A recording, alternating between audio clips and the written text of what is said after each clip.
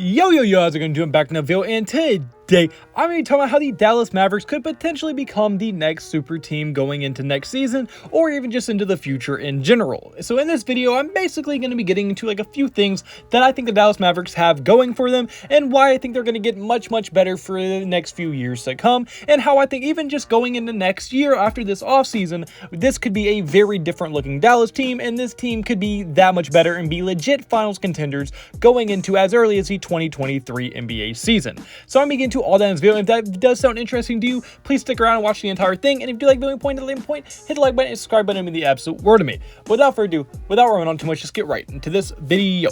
Alright, so the first thing I want to get into for this video is going to be that they have multiple different trade partners that they could use to get another star alongside Luka Doncic, because we saw in this playoff run, once they got to the Western Conference Finals and played a team like the Golden State Warriors, who just has a ton of star talent and just all-around very good built roster, Luka Doncic just was not enough. Now, Luka Doncic is a beast of a player, and he got them to the conference finals pretty much by himself. He's the only star-level player on that Dallas Mavericks team. They just ran into the problem where they just did not have enough star power or star talent to beat a team like the Golden State Warriors. So although they are going to beat contenders in playoff series like we saw against the Phoenix Suns, the top of the top, the best of the best, when fully healthy and at their peaks, Dallas just comes up a little bit short. But if you just added one more actual star level player with Luka Doncic, that team could get that much scarier, because now teams can't only focus on Luka, and now the other star would be able to get a bucket by himself, and they would just have a lot more playmaking, scoring, and just a lot less pressure on Luka when it comes to those big matches against those very good teams and very good defenses that you're going to be playing when you do get deeper and deeper into the playoffs, like the Dallas Mavericks plan on doing as long as they have Luka on the roster. So I think for sure that they have multiple different routes they could go when it comes to trying to get this other star. They're most likely going to have to trade for him, but even that, they do have a few different stars that they could look into trying to get this year in the offseason. So the first one I want to get into is going to be the kind of interesting one, which is going to be Rudy Gobert, as he has been the main one that said, look, either pick Donovan Mitchell or pick me,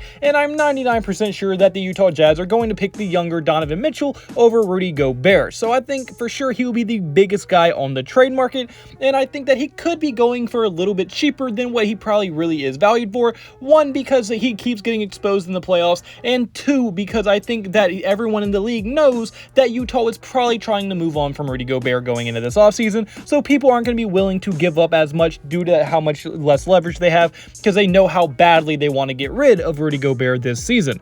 So I think for sure the Dallas could be able to get something a little bit cheaper for Rudy Gobert, and I think Luka Doncic and Rudy Gobert could be a very good, interesting combination together, because although Rudy Gobert isn't going to give you much offensively and he's not going to help with the offensive side of the ball, he is an elite rim protector and an elite defender, and that defensive side of the ball is something that the Dallas Mavericks actually did struggle with in the paint due to them only having Dwight Powell, Maxi Kleber, and Davis Bertans as their big men defending the paint. Now you're going to add Rudy Gobert, one of the best rim protectors and one of the best defensive big men in the entire league, and that will help Luka a lot, especially on the defensive end. It would just take a lot of pressure off of him, and it would eliminate a lot of baskets that the other team can get on them. So I think for sure that Rudy Gobert would be an interesting piece, but I also don't think Rudy Gobert makes him a legit finals contender. Now, it makes him a kind of dark horse contender just because you have Luka and you have a multiple-time defensive player of the year on your team, but I don't think that makes them a die-hard, clear-cut contender out of the Western Conference. But this next guy, I think, definitely will, and the next guy is Zach Lavine.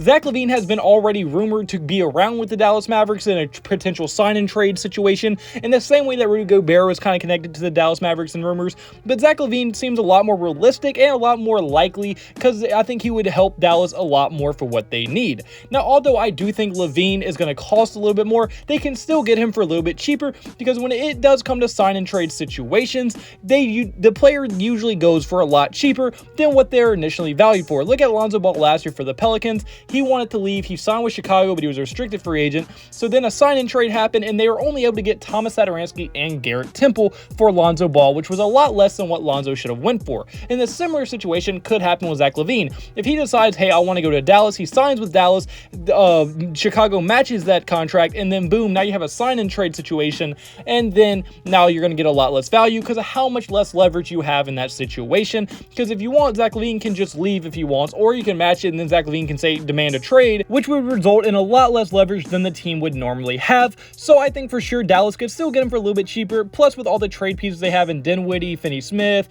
Tim Hardaway Jr., Spencer Dinwiddie, Jalen Brunson, I think for sure they could make a trade happen for someone like Zach Lavine, especially if he wants out, and with all the rumors around, he definitely does want out. So I think for sure that Zach Lavine would be a huge upgrade over anyone, because Zach Lavine legitimately is a all-star level player who can get a bucket at any time that he needs, and that would take so much pressure offensively off of Luka Doncic. Like, when Luka gets doubled, which he's going to get doubled because he's still going to be by far the best player on that team, now you can't only focus on Luka, because Lavine can literally win a game by himself as well. That's how good he is on the offensive end. So I think a guy that can go get a bucket like Lavine would be much more beneficial to the Mavericks than someone like Rudy Gobert, who won't help you much offensively, but will add an elite defender. So I think if they're going to go either one of these routes, if I was Dallas, I would much prefer to rather trade for someone like Zach Lavine over Rudy Gobert, only due because I think Zach Lavine helps them with their biggest issue, which when it comes to the playoff time, just not having enough star power offensively, and I think Zach Lavine can really help solve that problem. And Luka Doncic is such a good player. He is more than good enough to make the finals with just one other all-star level player alongside him.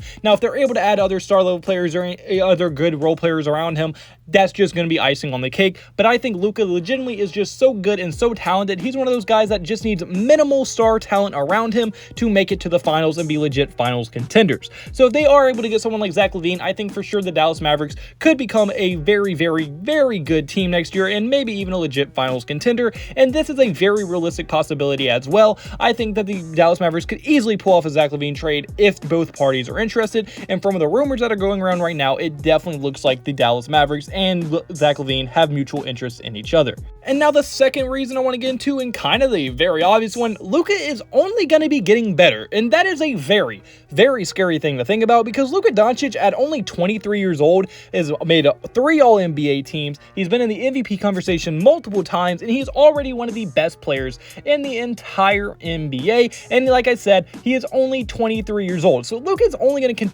continue to get better and better, which is unbelievable. He's still years away from his prime, and he is already this good. So just imagine how good he's going to be if he has another star level scorer right next to him, and he gets even less pressure and even less defense on him. Like, Luka is going to be insane if he gets star help. And even if he doesn't get star help, he could get to such a good point, to the point where he can single-handedly bring a team to the finals himself. And that's not something many players in the NBA history have been able to do. That's been like reserved for people like LeBron, Michael Jordan, and players like that level. And if Luka keeps getting better at the rate he is for sure going to win a few MVPs, and he's sure going to be almost good enough to single-handedly bring you to the finals, which is a huge reason why I think just adding one star like Zach Lavine could be enough to make this team a finals contender as early as next season. But unfortunately, guys, that's going to be it for this video. So comment below, do you agree with me? Do you think that the Dallas Mavericks are contenders next year? Do you think they can become a super team? I want to hear your thoughts in the comment section below. Who do you think they should trade for? I really am interested to see what you are thinking.